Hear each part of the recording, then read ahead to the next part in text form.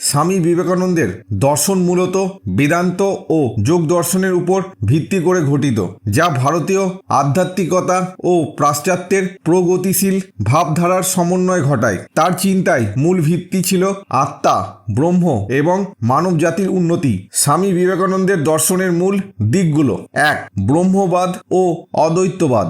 স্বামীজি রামকৃষ্ণের শিষ্য ছিলেন এবং শঙ্করাচার্যের অদ্বৈত বেদান্তকে অনুসরণ করতেন। তার মতে তুমি নিজেই ব্রহ্ম, এই উপলব্ধি জীবনের সর্বোচ্চ সত্য।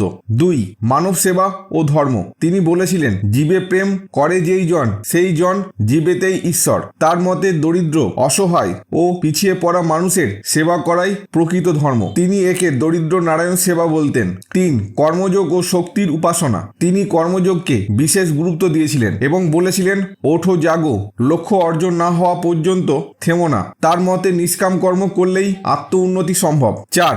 ধর্মীয় সহিষ্ণুতা ও বৈশ্বিক একতা। তিনি বিশ্বাস করতেন যে সব ধর্মই সত্যের দিকে নিয়ে যায়। তিনি বলতেন, যত মত তত পথ। 1893 সালের শিকাগো ধর্মসভায় তিনি এই দর্শনের প্রচার করেন। 5.